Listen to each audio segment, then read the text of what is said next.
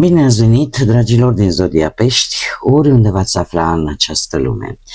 Suntem din nou împreună la o nouă lectură pentru următoarea săptămână a lunii iunie, săptămâna cuprinsă între 15 până pe 21 iunie inclusiv, așa că, dragilor, toți cei care aveți nu doar soarele, ci și luna, Venus sau poate ascendentul în Zodia Pești, această lectură este de asemenea și pentru voi. Ca de fiecare dată, nu uitați, este totuși o lectură general colectivă, așa că vă rog să luați decât ceea ce va rezona cu voi.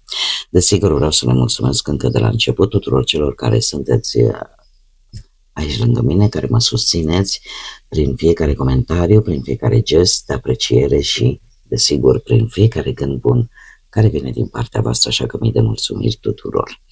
Cei care sunteți noi pe acest canal, vă urez bun venit și dacă la finalul acestei lecturi simțiți că ați rezonat sau pur și simplu v-a plăcut, nu uitați să vă abonați. Este gratuit și în felul acesta nu veți pierde niciuna dintre lecturile mele. Și acum, dragii mei, haideți să vedem care este energia voastră pentru această nouă săptămână. Să vedem o energie de pământ. Ia să vedem ce mișcă această energie, ce planetă mișcă această energie de pământ. Ia să vedem. O energie în care vă doriți stabilitate, o continuitate. Jupiter, nu e rău deloc. Haideți să vedem și cum se manifestă această energie pentru voi, dragilor din Pești, prin o energie masculină de vărsător. Haideți să le deslușim, dragilor. Poate că unii dintre voi chiar aveți și vreun ascendent în vărsător, cu atât mai mult, dar este o săptămână în care sunteți orientați mai mult spre muncă, mai mult către acele situații care chiar contează. Se pare că sunteți dispuși să faceți, să depuneți un anumit efort constant pentru a obține niște rezultate pe termen lung. Aveți acest optimism, această energie a marelui benefic, în care crește foarte mult dorința de a înțelege mai mult, de a vă deschide, de a evolua și a da vieții voastre un anumit sens, un sens mult mai important. Poate că sunteți inclinați în această săptămână, de ce nu, să faceți și ceva, poate călătorii, poate sunteți mai filozofi, de ce nu, sau vreți să creșteți pe mai multe planuri, vreți să profitați de oferte bune, de oportunități bune, de călătorii interesante, da? Pe de altă parte, cu această energie masculină de vărsător, nu vă pierdeți sensibilitatea, nu vă pierdeți blândețea și chiar dacă unii dintre voi, și aici trebuie să accentuez un pic, cei care aveți un ascendent învărsător, nu renunțați total la independența voastră și la originalitatea voastră. Sunteți dispuși, per general acum revenind, la experiențe noi și chiar aș spune că abordați diferit, să știți, anumite norme, anumite reguli care au existat de foarte multă vreme, cumva le abordați un pic mai diferit și sunteți mult mai deschiși, așa cum bine vedem, ambele energii ne vorbesc de această deschidere către noi experiențe și chiar neobișnuite, experiențe, situații cu care poate nu v-ați mai confruntat până acum. Haideți să vedem ce ne spune și tarotul. Ce vine pentru dragii mei din Pești? Săptămâna 15-21 iunie.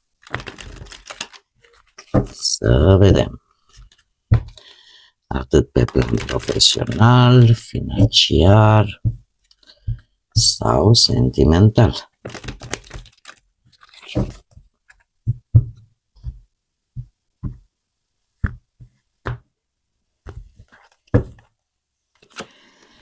Avem un 6 de bâte, un 5 de bâte, avem spânzuratul, se pare că cei în relație au și cei singuri. Partea sentimentală, la voi în această săptămână apar lucruri importante. Haideți să le și clarificăm. Clarificăm 6 de bâte pentru dragii mei din Pești. Un succes, ia să vedem. Unde provine el? Avem un 5 de bâte, clarificăm 5 de bâte. Cu cine combateți pentru bani? Ia să vedem.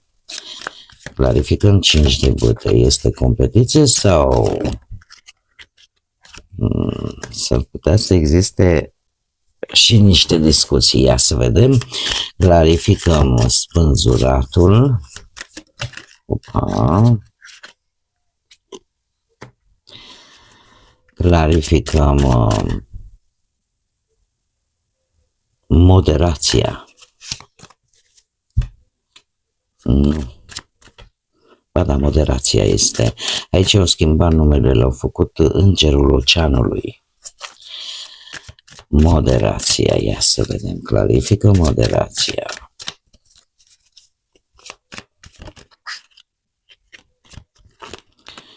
Și surpriza săptămânii.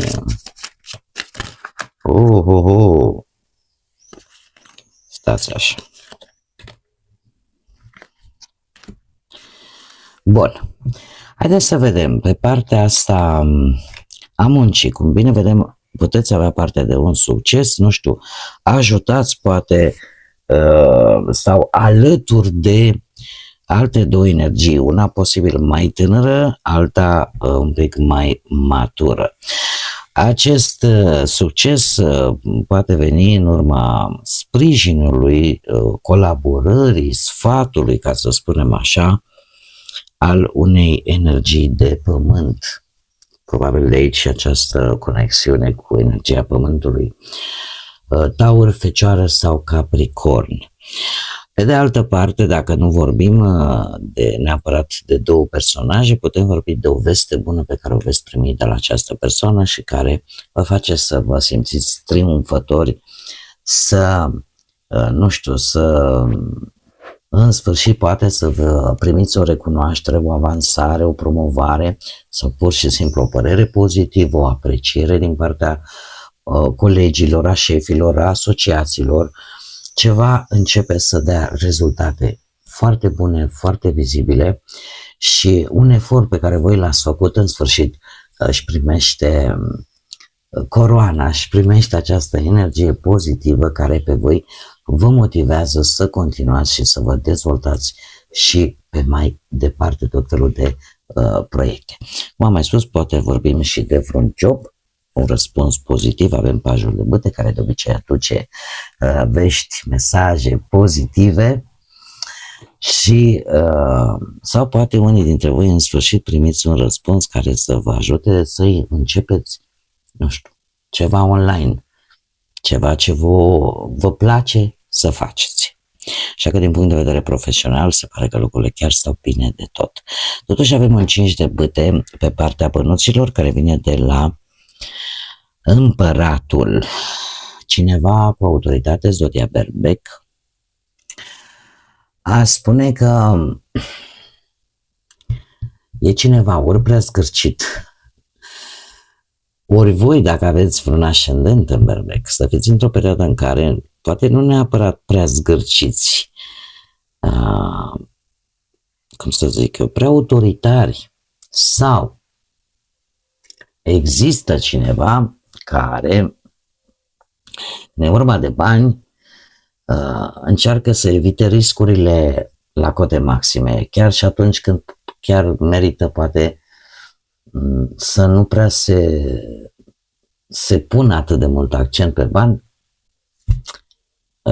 Lucrul ăsta se pare că nu prea se întâmplă și poate crea o discuție, o tensiune, un conflict cu voi sau voi să-l creați tocmai din dorința asta, doamne, eu vreau să strâng banii, eu sunt organizat, mie nu-mi place să arunc cu banii în stânga și în dreapta.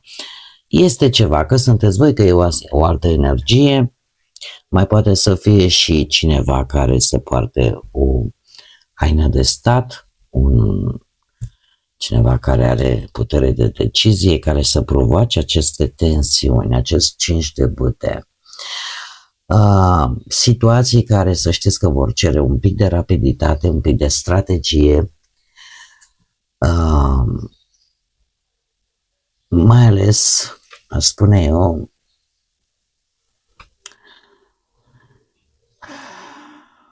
posibil să apară și impulsivitatea asta, dat fiind că avem totuși și pe Jupiter și predomină, să zicem așa, cel puțin pe partea asta profesională și materială, predomină bâtele. Bâtele nu aduc numai energie, desigur pot aduce și un pic de impulsivitate. Și atunci aș zice că poate și din cauza impulsivității, nu știu, cheltuiți necalculat pe ceva. Și asta poate să creeze cu această energie, să creeze aceste conflicte. Pe de altă parte, discuții în general, asta pot apărea pe bani. Din cauza banilor, din cauza unor moduri poate diferite de a gestiona banii, din cauza, cum am mai spus, a unor cheltuieli necalculate foarte bine sau pur și simplu să știți că mai poate să fie și situații care să ceară foarte rapid să le rezolvați și într-un mod cât mai strategic. Asta ca să puteți voi obține, adică să fiți un pic mai bătăioși, să spunem așa, pentru ca voi să obțineți ori vreo licitație importantă, profit poate, la o licitație sau la o ofertă care are o dată limită. Da? Haideți să vedem cu relația. La relație lucrurile stau foarte interesant. Avem spânzuratul, provine de la o schimbare, avem roata destinului, avem arcanul moarte, avem un paj de spade. S-a întâmplat ceva aici. S-a întâmplat ceva aici la voi. În relația voastră, posibil să relația, ceva nu mai funcționa, probabil, la un moment dat în relația voastră și tot apăreau așa conflicte din temeri ce.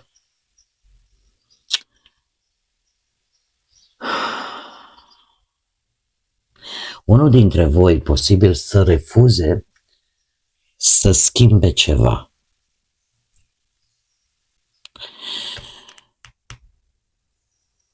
Cu roata destinului aici, aș zice că a avut loc o schimbare importantă, nu știu, că v-ați mutat, că ați schimbat jobul, că a apărut un copil în viața voastră, a apărut ceva. A apărut ceva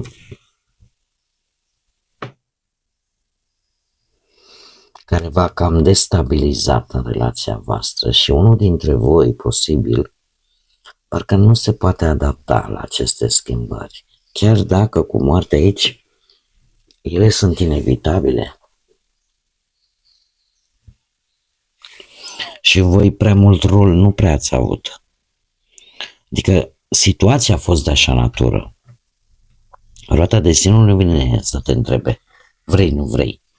Ea îți dă situația și zice, descurcă-te, ia să vedem. Avem un paj de spade. Spune că există anumite tensiuni din impulsivitate.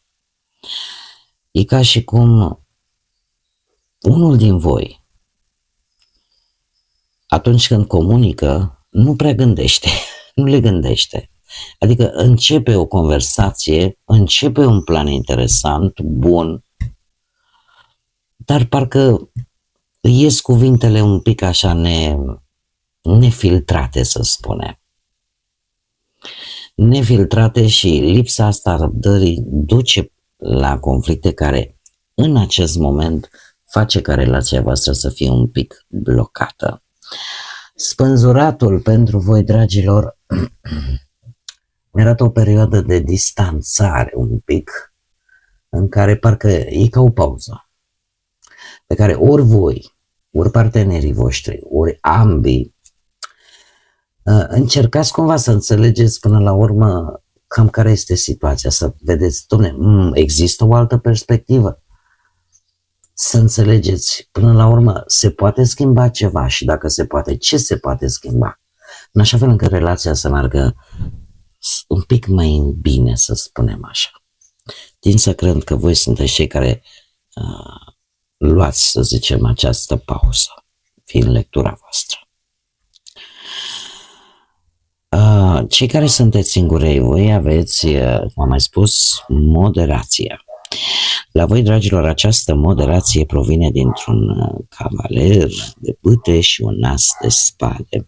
Un adevăr pe care voi l-ați aflat vis-a-vis de ceva trecător, un personaj trecător în viața voastră. Trebuie să vă spun că acest cavaler de bâte, zodii de foc, berbec, leu, săgetător, este unul dintre cavalerii foarte pasageri, dar care vine, într-adevăr, vine cu mult patos, intră în viața, poate a intrat în viața ta cu foarte mare energie, cu o persoană dinamică, dar aventuroasă, dar care, paradoxal,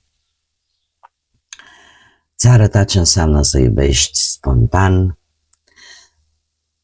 Poate că ai întâlnit această energie a avut loc o întâlnire total neplanificată, total neașteptată, poate la o activitate socială. Cert este că a trezit în voi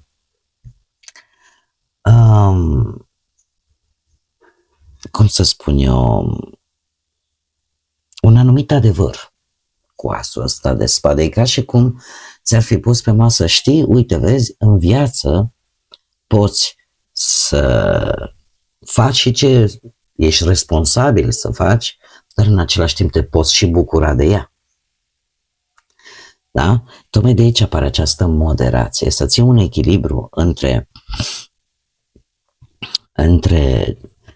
ce trebuie să facem cu toții în fiecare zi, poate chiar și pentru a supraviețui în această societate atât de furtunoasă în care ne aflăm, dar să nu uităm că sunt și lucruri de care trebuie să ne bucurăm, să nu uităm să iubim, să nu uităm să ne bucurăm de viață și de acele mici lucruri care vin odată cu ea. Asta ar fi una. Pe de altă parte, aș mai spune că cei singurei, posibil ca voi să analizați poate prea mult în loc de emoții. Și să aveți tendința asta să judecați relațiile poate prea rațional. Dat fiind, totul este legat de această energie de foc, de acest cavaler de bâte.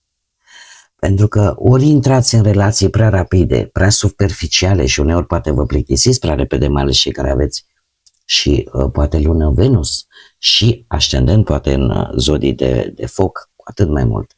Să intri prea rapid, prea superficial și uneori, tocmai printr-o gândire foarte rațională, te plictisești destul de repede. Mai ales dacă celălalt nu ține pasul cu voi. Sau invers, această persoană să fie avut această energie atât de tumultoasă încât n-ai ținut pasul cu mine, eu sunt trecător. Am venit în vizită și acum plec. Cert este că pe voi, cu ce vă ajută, avem aici energia săgetătorului, poate să aibă legătură cu acest cavaler de bâte, fiind tot o zodie de foc. Dragilor, voi efectiv vă dați seama că trebuie ca viața voastră emoțională să fie cât mai echilibrată, să fiți un pic mai atenți, poate, pe dezvoltarea voastră, în primul și în primul rând personală, să căutați timp pentru voi, pentru ceea ce vă place vouă.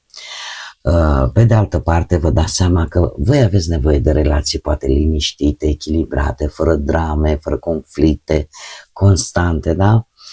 Cum, de-al minter, putem vorbi și la polul opus, ideea asta de a evita să vă mai implicați în relații de teama de, nu știu, de a nu vă strica vouă propriul vostru echilibru personal. Iar asta face ca voi să rămâneți pentru încă o perioadă de timp, nu neapărat lungă, dar încă o perioadă de timp să rămâneți în zona aia voastră de confort, unde nu vă deranjează nimeni. Care este surpriza săptămânii pentru voi? Un as de cuperi, o ofertă, o conexiune foarte bună, care vine în urma unui 8 de monede, 10 de spade și un 8 de spade. Interesant.